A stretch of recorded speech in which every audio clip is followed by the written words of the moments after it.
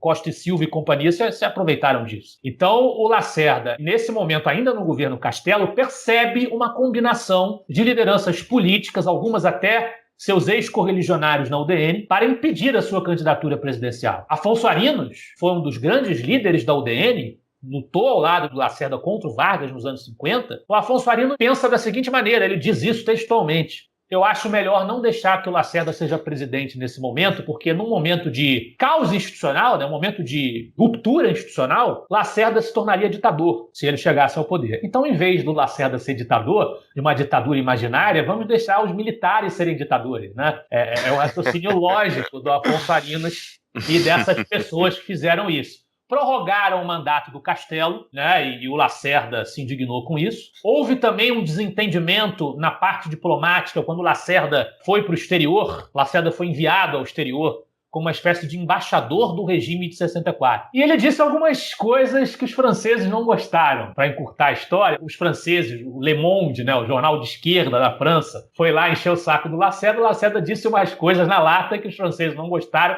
E o governo brasileiro, o governo Castelo, também não gostou. E não deu ao Lacerda as credenciais diplomáticas para que ele continuasse a fazer a viagem representando o Brasil nos outros países. Ali foi o começo do estranhamento entre o Lacerda e o presidente da República. Mas foi principalmente essa prorrogação do mandato, a percepção do Lacerda de que havia uma combinação de forças civis e militares para impedir a sua candidatura, e o avanço dos atos institucionais. No AI-2, o Lacerda já vai contra o governo militar, que é interessante porque a gente tem outras figuras também de tendências liberais para os padrões brasileiros.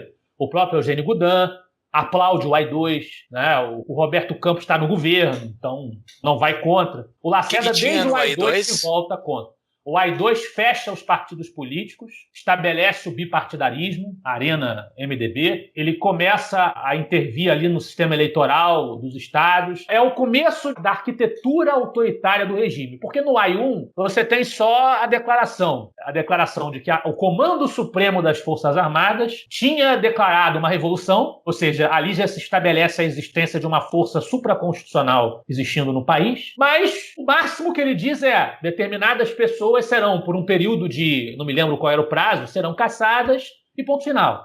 Era isso que o AI-1 dizia. O AI-2, o regime já começa a querer modificar completamente a estrutura do país, até acabando com os partidos, gerando essa estrutura artificialesca de bipartidarismo que existiu no regime militar. Ali o Lacerda já estava contra. O Lacerda já se voltou contra o regime ali. Ele não queria que a UDN fosse extinta, né? E por isso o Lacerda não aceitou se integrar a nenhum dos dois partidos, nem a Arena nem o MDB. Ele tentou formar a Frente Ampla. E daí ele tenta formar a Frente Ampla com os antigos inimigos dele. O que os seus aliados não compreenderam. A ideia do Lacerda era que era preciso reunir as principais correntes civis do país para conseguir fazer frente ao que ele enxergava como sendo o avanço de uma tecnocracia militarista que permaneceria no poder por 20 anos. E o Lacerda acertou até o prazo. Ele errou por um ano, foram 21, né? Mas, detalhe, né? Ele disse, eles vão ficar no poder numa ditadura militar por 2 décadas. Isso vai matar as lideranças civis, como matou a ditadura Vargas.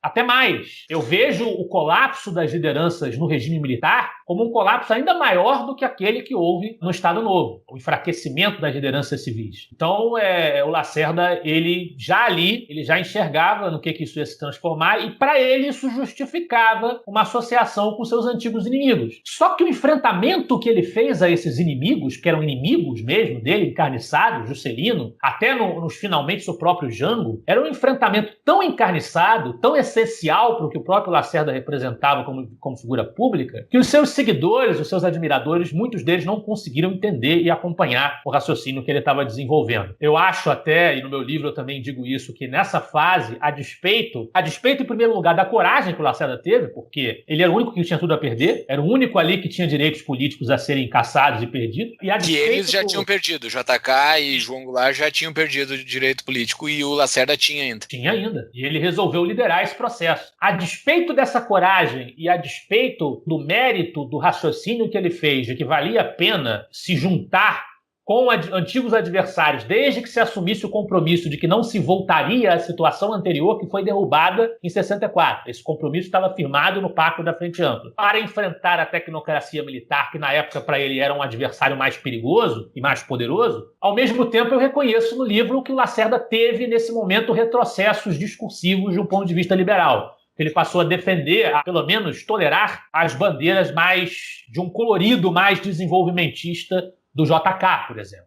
Para poder compor politicamente com ele, o Lacerda abriu mão de parte da pauta liberal que ele defendia antes, naquele momento, naquela circunstância, para fazer frente aos militares. Isso, para mim, foi um retrocesso ali nas ideias dele. Ele fala contra o FMI, né? Um discurso que os inimigos dele é que faziam antes. E essa frente ampla não deu em nada. Por essas próprias contradições, pelas próprias fragilidades internas, pela própria falta de interesse dos lacerdistas de estarem com o Lacerda nesse momento, não deu certo. A frente ampla era JK, João Goulart e Lacerda. Acabou, os três morrem nos anos 70. Ela não é autorizada a se transformar num partido. E em 68 Lacerda é caçado e preso.